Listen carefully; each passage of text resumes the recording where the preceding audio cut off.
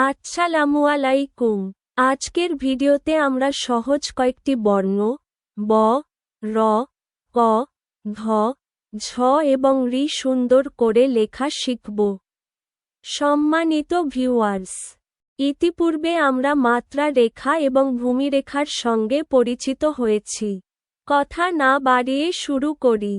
প্রথমে আমরা ক বর্ণটি সঠিক আকৃতিতে লেখা শিখব। প্রথমে আমরা বর্ণের আকার অনুযায়ী মাত্রারেখা বরাবর মাত্রা দিয়ে দিব।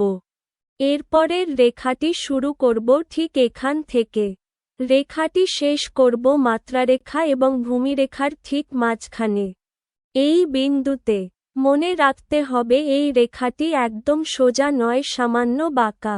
এর পরের রেখাটি চলে আসবে ভূমি রেখাতে ঠিক এই বিন্দুর নিচে এইখানে।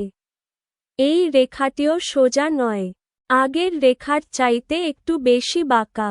এরপর এই সোজা রেখাটি দিয়ে দিব। ব্যাস, ব হয়ে গেল। এখন বকে ক বানাতে যে বক্র রেখাটি ব্যবহার করব তা ডানদিকে কতটা প্রসারিত হবে তা নির্ভর করবে বর্ণটি বামদিকে কতটা প্রসারিত তার উপর। বিশেষভাবে লক্ষণীয় যে মাত্রারেখা এবং ভূমিরেখার মধ্যবিন্দু মাথায় রাখতে হবে। ভূমি রেখাতে বর্ণটি কোথায় স্পর্শ করেছে খেয়াল রাখতে হবে। এভাবে আমরা ব, র, ক, ধ, ঝ পেন্সিল দ্বারা নিজেরা চেষ্টা করব। রি বর্ণটি পরের ভিডিওতে শিখব ইনশাআল্লাহ।